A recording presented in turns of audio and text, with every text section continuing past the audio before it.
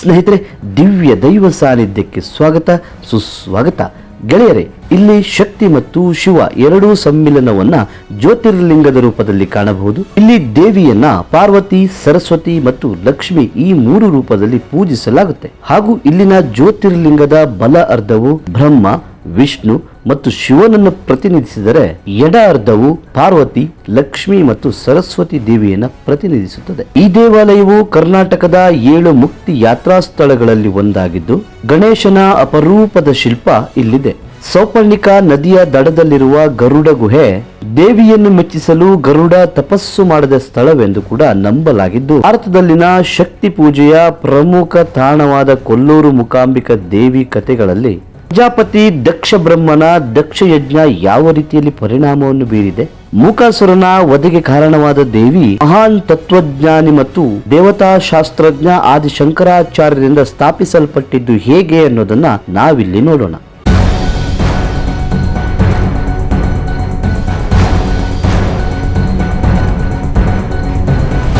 ಬ್ರಹ್ಮದೇವನ ಮಾನಸ ಪುತ್ರನಾದ ದಕ್ಷ ಒಂದು ಯಾಗವನ್ನು ನಡೆಸ್ತಾನೆ. ಈ ಯಾಗಕ್ಕೆ ದಕ್ಷ ಬ್ರಹ್ಮ ಎಲ್ಲ ದೇವಾನುದೇವತೆಗಳಿಗೆ ಆಮಂತ್ರಣವನ್ನು ನೀಡ್ತಾನೆ ಮತ್ತು ದಕ್ಷ ಶಿವನ ಮೇಲಿರುವ ಸಿಟ್ಟಿನಿಂದ ಶಿವನು ಈ ಯಜ್ಞಕ್ಕೆ ಬರುವುದು ದಕ್ಷನಿಗೆ ಇಚ್ಛೆ ಇಲ್ಲದ ಕಾರಣ ಮಗಳಾದ ಸತಿದೇವಿಗೆ ಮತ್ತು ಶಿವನಿಗೆ ಆಮಂತ್ರಣವನ್ನು ನೀಡುವುದಿಲ್ಲ.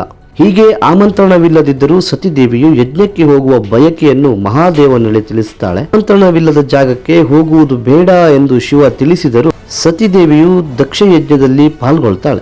ಯಜ್ಞಕ್ಕೆ ಆಗಮಿಸಿದ ಸತಿದೇವಿಯನ್ನು ನೋಡಿದ ಶಿವದ್ವೇಷಿಯಾದ ದಕ್ಷ ದೇವತೆಗಳು, ಋಷಿಗಳು, ರಾಜರುಗಳು ತುಂಬಿದ ಆ ಮಹಾಯಜ್ಞದಲ್ಲಿ ಪರಶಿವನಿಗೆ ಬಾಯಿಗೆ ಬಂದಂತೆ ನಿಂದಿಸಿ ಬಿಡ್ತಾನೆ ಮತ್ತು ಮಗಳನ್ನು ಅವಮಾನಿಸ್ತಾನೆ. ಶಿವನಿಂದನೆಯನ್ನು ತಾಳಲಾರದೆ ಅವಮಾನಕ್ಕೆ ಒಳಗಾದ ಸತಿದೇವಿಯು ಶಿವನನ್ನು ಧ್ಯಾನಿಸುತ್ತಾ ಯೋಗಾಗ್ನಿಯಲ್ಲಿ ತನ್ನನ್ನು ತಾನು ಅರ್ಪಿಸಿಕೊಂಡು ಬಿಡ್ತಾಳೆ. ಇದರಿಂದ ಕ್ರೋಧಗೊಂಡ ಶಿವನು ವೀರಭದ್ರನನ್ನು ಆಹ್ವಾನಿಸಿ ದಕ್ಷನನ್ನು ಸಂಹಾರ ಮಾಡುವುದಾಗಿ ಆದೇಶವನ್ನು ನೀಡುತ್ತಾನೆ. ಹೀಗೆ ಶಿವನ ಆಜ್ಞೆ ಪಡೆದ ವೀರಭದ್ರನು ದಕ್ಷ ಬ್ರಹ್ಮನ ಶಿರಚ್ಛೇದನೆ ಮಾಡುವುದರ ಮೂಲಕ ವಧಿಸಿ ಬಿಡ್ತಾನೆ. ಹೀಗೆ ಅಗ್ನಿಗೆ ಆಹುತಿಯಾದ ಸತಿದೇವಿಯ ಆತ್ಮದಿಂದ ಹೊರಟ ಜ್ಯೋತಿಯು ಹಲವು ಜ್ಯೋತಿಯಾಗಿ ಮಾರ್ಪಟ್ಟು ಅದರಲ್ಲಿ ಒಂದು ಜ್ಯೋತಿಯು ಮಹಾರಣ್ಯಪುರದ ಪುಣ್ಯ ಭೂಮಿಯಲ್ಲಿ ಐಕ್ಯವಾಗಿ ಸ್ವಯಂಭು ಲಿಂಗವಾಗಿ ಮಹಾರಣ್ಯಪುರದ ಅರಣ್ಯ ಭೂಮಿಯಲ್ಲಿ ಐಕ್ಯವಾಗಿ ಸ್ವಯಂಭು ಲಿಂಗದ ರೂಪದಲ್ಲಿ ಉದ್ಭವಿಸುತ್ತದೆ. ಸತಿಯನ್ನು ಅಗಲಿರಲಾರದ ಶಿವನು ಆ ಜ್ಯೋತಿರ್ಲಿಂಗದಲ್ಲಿ ಐಕ್ಯನಾಗಿ ಅರ್ಧನಾರೀಶ್ವರನಾಗಿ ಬಿಡ್ತಾನೆ. ಇದರಿಂದ ಲಿಂಗದ ಮೇಲೆ ಸ್ವರ್ಣ ರೇಖೆಯು ಮೂಡುತ್ತದೆ. ಹೀಗೆ ಹಲವು ಯುಗಗಳು ಕಳೆದ ನಂತರ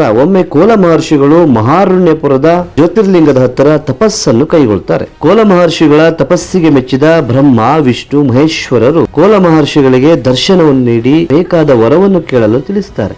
ಇದಕ್ಕೆ ಪ್ರತಿಯಾಗಿ ಮಹರ್ಷಿಗಳು ತ್ರಿಮೂರ್ತಿಗಳು ಇಲ್ಲಿಯೇ ನೆಲೆಸಬೇಕು ಅನ್ನುವ ವರವನ್ನು ಕೇಳ್ತಾರೆ. ಮಹರ್ಷಿಗಳ ಮಾತನ್ನು ಕೇಳಿದ ತ್ರಿಮೂರ್ತಿಗಳು ಲೋಕ ಕಲ್ಯಾಣಕ್ಕಾಗಿ ಕಾಲಧರ್ಮಗಳ ಸಮಯ ಬಂದಾಗ ನಾವು ಇಲ್ಲಿಯೇ ನೆಲೆಸುತ್ತೇವೆ ಮತ್ತು ಕಾಲಾನಂತರ ಸರ್ವಮಂಗಳೆ ಮೂಕಾಂಬಿಕೆಯು ಇಲ್ಲೇ ಶಾಶ್ವತವಾಗಿ ನೆಲೆಸುತ್ತಾಳೆ ಹಾಗೂ ಮುಂದೆ ಈ ಮಹಾರಣ್ಯ ಕ್ಷೇತ್ರವು ನಿಮ್ಮ ಹೆಸರಿನಿಂದಲೇ ಪ್ರಸಿದ್ಧಿ ಆಗುವುದು ಎಂದು ತಿಳಿಸಿ ಆಶೀರ್ವದಿಸುತ್ತಾರೆ. ಇದರಿಂದ ಈ ಮಹಾರಣ್ಯಪುರವು ಕೋಲಾಪುರವಾಗಿ ಬದಲಾವಣೆ ಆಗುತ್ತೆ.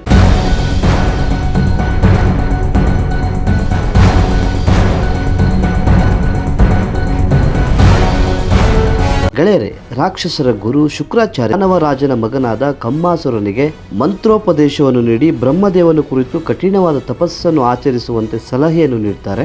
ಹೀಗೆ ಸಲಹೆಯನ್ನು ಪಡೆದ ಕಮ್ಮಾಸುರ ಕಠಿಣ ತಪಸ್ಸನ್ನು ಆಚರಿಸುತ್ತಾನೆ. ಕಮ್ಮಾಸುರನ ತಪಸ್ಸಿಗೆ ಮೆಚ್ಚಿದ ಬ್ರಹ್ಮದೇವ ಇಚ್ಛಿಸಿದ ವರವನ್ನು ಬೇಡುವಂತೆ ಕಮ್ಮಾಸುರನಿಗೆ ತಿಳಿಸುತ್ತಾನೆ. ಬ್ರಹ್ಮದೇವನ ಮಾತಿನಿಂದ ಖುಷಿಗೊಂಡ ಕಮ್ಮಾಸುರ ದೇವ ಸುರಾಸುರರಿಂದಲೂ, ಯಕ್ಷ ಗಂಧರ್ವ ರಾಕ್ಷಸರಿಂದಲೂ, ಕಿಂಪುರುಷರಿಂದಲೂ, ಪಶು ಪಕ್ಷಿ ಪ್ರಾಣಿಗಳಿಂದಲೂ, ಯಾವ ಒಬ್ಬ ಪುರುಷ ಸಿಂಹನಿಂದಲೂ ಮರಣವನ್ನೇ ಬಾರದಂತೆ ವರವನ್ನು ಅನುಗ್ರಹಿಸು ಎಂದು ಬೇಡುತ್ತಾನೆ. ಹೀಗೆ ಬೇಡಿದ ವರವನ್ನು ನೀಡಿ ಬ್ರಹ್ಮದೇವ ಆಶೀರ್ವದಿಸುತ್ತಾನೆ. ಬ್ರಹ್ಮದೇವನಿಂದ ವರವನ್ನು ಪಡೆದ ಕಮ್ಮಾಸುರ ದಾನವರ ರಾಜನಾಗುತ್ತಾನೆ. ನಂತರ ಅವನು ವಿದರ್ಭ ದೇಶದ ಸುಧರ್ಮ ರಾಜನ ಸುಪುತ್ರಿಯಾದ ಚಂದ್ರಪ್ರಭೆಯನ್ನು ವಿವಾಹವಾಗ್ತಾನೆ. ಚಂದ್ರಪ್ರಭೆಯು ಬಾಲ್ಯದಿಂದಲೇ ಸರ್ವಮಂಗಳೆಯನ್ನು ಪೂಜಿಸುತ್ತಿದ್ದಳು. ಅದರಿಂದ ಕಮ್ಮಾಸುರ ತನ್ನ ಪತ್ನಿಯ ಕೋರಿಕೆಯ ಮೇರೆಗೆ ಸರ್ವಮಂಗಳ ದೇವಿಯ ದೇಗುಲ ಕಟ್ಟಲು ತನ್ನ ದೇಶದ ಗಡಿಯಲ್ಲಿ ಜಾಗವನ್ನು ಹುಡುಕ್ತಾನೆ. ಆಗ ಅವನ ಕಣ್ಣಿಗೆ ಬಿದ್ದ ಪ್ರದೇಶವೇ ಕೋಲ ಮಹರ್ಷಿಗಳ ಆಶ್ರಮ. ಅತ್ಯದ್ಭುತ ರಮಣೀಯವಾದ ಈ ಜಾಗಕ್ಕಾಗಿ ಆಶ್ರಮವನ್ನೇ ಧ್ವಂಸಗೊಳಿಸಿ ಬಿಡ್ತಾನೆ ಮತ್ತು ಅಲ್ಲಿ ತನ್ನ ಪತ್ನಿಯ ಪೂಜೆಗಾಗಿ ದೇಗುಲವನ್ನು ನಿರ್ಮಾಣ ಮಾಡ್ತಾನೆ. ಹೀಗೆ ಕಮ್ಮಾಸುರನ ದುರ್ಬಲರ ಮೇಲಿನ ದಾಳಿಯ ಅನ್ಯಾಯದ ಆಡಳಿತ ಮುಂದುವರಿಯುತ್ತದೆ. ಹೀಗೆ ಒಂದು ದಿನ ಕಮ್ಮಾಸುರ ಇಂದ್ರಲೋಕದ ಮೇಲೆ ದಾಳಿಯನ್ನು ಮಾಡಲು ಮುಂದಾಗ್ತಾನೆ. ಅದನ್ನು ಕಂಡ ಗುರು ಶುಕ್ರಾಚಾರ್ಯರು ಕಮ್ಮಾಸುರನನ್ನು ತಡೆಯುತ್ತಾರೆ ಮತ್ತು ದುಡುಕಬೇಡ ಕಮ್ಮಾಸುರ, ನೀನು ಯಾವ ಪುರುಷನಿಂದ ಮರಣಬಾರದಂತೆ ವರವನ್ನು ಪಡೆದ ಮಾತ್ರಕ್ಕೆ ನೀನು ಮರಣವನ್ನೇ ಗೆದ್ದೆ ಎಂದು ಆರ್ಭಟಿಸಬೇಡ. ಯಾಕೆಂದರೆ ನಿನಗೆ ಸ್ತ್ರೀಯಿಂದ ಸಾವು ಬಂದರೆ ಏನು ಮಾಡುವೆ? ನೀನು ಈಗಾಗಲೇ ಕೋಲ ಮಹರ್ಷಿಗಳ ಆಶ್ರಮವನ್ನು ಆಕ್ರಮಿಸಿ ಋಷಿಮುನಿಗಳನ್ನು ನಿರಾಶ್ರಿತರನ್ನಾಗಿ ಮಾಡಿ ಅವರ ಕೋಪಕ್ಕೆ ತುತ್ತಾಗಿದ್ದೀಯ. ಅವರೀಗ ನಿನ್ನ ಅಂತ್ಯವನ್ನು ಬಯಸಿ ಸರ್ವಮಂಗಳಿಗೆ ಶರಣಾಗಿದ್ದಾರೆ. ಆದಿಶಕ್ತಿಯ ಕೋಪಕ್ಕೆ ಬಲಿಯಾಗುವ ಮೊದಲೇ ಮೃತ್ಯುಂಜಯನನ್ನು ಕುರಿತು ತಪಸ್ಸನ್ನು ಮಾಡು ಹಾಗೂ ಮೃತ್ಯುವೇ ಬಾರದಂತೆ ವರವನ್ನು ಪಡೆದು ಮೊದಲು ಚಿರಂಜೀವಿಯಾಗು, ಆಮೇಲೆ ಯಾರ ಮೇಲೆ ಬೇಕಾದರೂ ವಿಜೃಂಭಿಸು ಎಂದು ಕಮ್ಮಾಸುರನಿಗೆ ಸಲಹೆಯನ್ನು ಕೊಟ್ಟು ಹೊರಡ್ತಾರೆ. ಅಸುರ ಗುರು ಶುಕ್ರಾಚಾರ್ಯರ ಮಾತು ಕೇಳಿದ ಕಮ್ಮಾಸುರ ಶಿವನನ್ನ ಒರೆಸಿಕೊಳ್ಳಲು ತಪಸ್ಸನ್ನು ಆಚರಿಸುತ್ತಾನೆ. ಹೀಗೆ 100 ವರ್ಷಗಳ ಕಾಲ ಕಠಿಣ ತಪಸ್ಸನ್ನು ಆಚರಿಸಿದ ಕಮ್ಮಾಸುರನು ಶಿವನನ್ನು ಕೂಡ ಒಲಿಸಿಕೊಳ್ಳುತ್ತಾನೆ. ಹೀಗೆ ಒಲಿದ ಶಿವನು, ಕಮ್ಮಾಸುರ, ನಿನ್ನ ಭಕ್ತಿಗೆ ಮೆಚ್ಚಿ ಪ್ರಸನ್ನನಾಗಿದ್ದೇನೆ, ಏನು ವರ ಬೇಕು ಕೇಳು ಅಂತ ಹೇಳ್ತಾನೆ. ಕಮ್ಮಾಸುರ ವರವನ್ನು ಕೇಳಲು ಮುಂದಾಗ್ತಾನೆ ಅಷ್ಟೇ. ಹೀಗೆ ಇವನು ಕೇಳುವ ವರದ ಬಗ್ಗೆ ತಿಳಿದಿದ್ದ ಆದಿಶಕ್ತಿಯು ಕಮ್ಮಾಸುರನ ಕಂಠದಲ್ಲಿ ಕುಳಿತು ವರವನ್ನು ಕೇಳದ ಹಾಗೆ ಮೂಕನನ್ನಾಗಿ ಮಾಡಿಬಿಡ್ತಾಳೆ.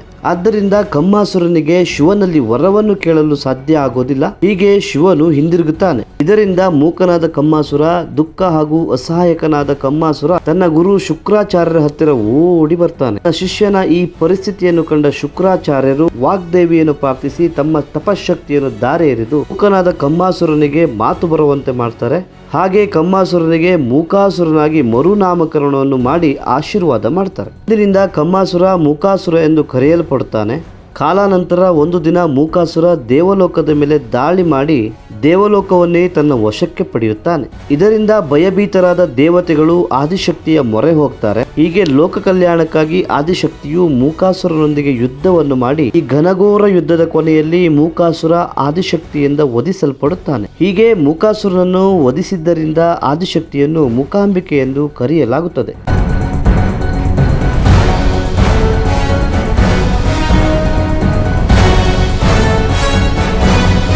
ಯುಗ ಕಳೆದಂತೆ ಕಲಿಯುಗದಲ್ಲಿ ದೇವಿ ಮೂಕಾಂಬಿಕೆ ಶಂಕರಾಚಾರ್ಯರಿಗೆ ಮೊದಲಿಗೆ ಮಹಾಕಾಳಿಯ ರೂಪದಲ್ಲಿ ದರ್ಶನವನ್ನು ನೀಡ್ತಾಳೆ. ತ್ರಿಗುಣ ರೂಪದಲ್ಲಿ ದರ್ಶನವನ್ನು ನೀಡಿ ಜ್ಯೋತಿರ್ಲಿಂಗದಲ್ಲಿ ತನ್ನ ಮೂರ್ತಿಯನ್ನು ಸ್ಥಾಪಿಸುವಂತೆ ಕೇಳಿಕೊಳ್ತಾಳೆ. ಅದರಂತೆ ಜಗದ್ಗುರು ಶಂಕರಾಚಾರ್ಯರು ಸ್ವರ್ಣ ರೇಖಾಂಕಿತ ಜ್ಯೋತಿರ್ಲಿಂಗದ ಬಳಿ ಜಗನ್ಮಾತೆಯನ್ನು ಪ್ರತಿಷ್ಠಾಪಿಸುತ್ತಾರೆ. ಅಂದಿನಿಂದ ಕೋಲಾಪುರದಲ್ಲಿ ನೆಲೆಸಿದ್ದ ಮೂಕಾಂಬಿಕೆ ದೇವಿ ಈಗಿನ ಕೊಲ್ಲೂರು ಮೂಕಾಂಬಿಕೆಯಾಗಿ ಜಗತ್ ವಿಖ್ಯಾತಿಯಾಗಿದ್ದಾಳೆ. ಚಿತ್ರಮೂಲಂ ಮತ್ತು ಅಂಬಾವನಂ ಎಂಬುದು ಆದಿಶಂಕರಾಚಾರ್ಯರು ಧ್ಯಾನ ಮಾಡಿದ ಸ್ಥಳಗಳು ಹಾಗೂ ಇವು ಕೊಡಚಾದ್ರಿಯ ಬೆಟ್ಟದಲ್ಲಿದೆ. ಪ್ರಾಚೀನ ಹಿಂದೂ ರಾಜರು ಈ ದೇವಾಲಯವನ್ನು ಪೂಜಿಸುತ್ತಾ ಇದ್ದರು ಮತ್ತು ಇಲ್ಲಿ ಅಪಾರ ಸಂಪತ್ತು ಇತ್ತು ಎಂಬುದು ನಂಬಲಾಗಿದೆ. ಕೊಲ್ಲೂರು ಮೂಕಾಂಬಿಕಾ ದೇವಸ್ಥಾನವನ್ನು ಸ್ಥಾಪಿಸುವ ಜವಾಬ್ದಾರಿಯನ್ನು ತತ್ವಜ್ಞಾನಿ ಮತ್ತು ದೇವತಾಶಾಸ್ತ್ರಜ್ಞ ಆದಿಶಂಕರಾಚಾರ್ಯರು ವಹಿಸಿದ್ದರು ಎಂದು ಕತೆ ಹೇಳುತ್ತದೆ. ಕೊಲ್ಲೂರು ಮೂಕಾಂಬಿಕೆ ದೇವಸ್ಥಾನವು ಕರ್ನಾಟಕದ ದಕ್ಷಿಣ ಭಾರತದ ಅತ್ಯಂತ ಪ್ರಸಿದ್ಧ ದೇವಾಲಯ. ಪರಶುರಾಮರು ಸೃಷ್ಟಿಸಿದ ಮೋಕ್ಷದ 7 ವಾಸಸ್ಥಾನಗಳಲ್ಲಿ ಇದು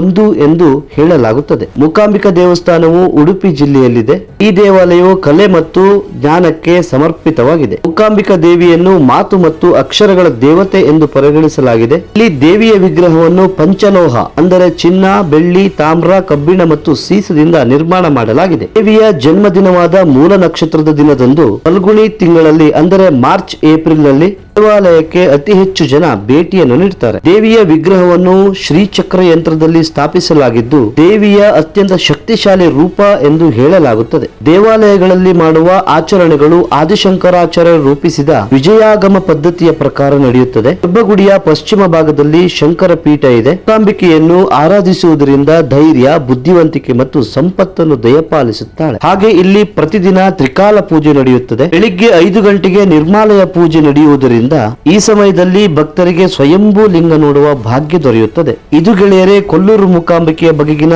ಚಿಕ್ಕ ಮಾಹಿತಿ. ಇನ್ನಷ್ಟು ವಿಶೇಷಗಳ ಜೊತೆ ಮುಂದಿನ ಸಂಚಿಕೆಯಲ್ಲಿ ಮತ್ತೆ ಭೇಟಿಯಾಗ್ತೀನಿ. ಅಲ್ಲಿವರೆಗೆ ಜೈ ಹಿಂದ್, ಜೈ ಕರ್ನಾಟಕ.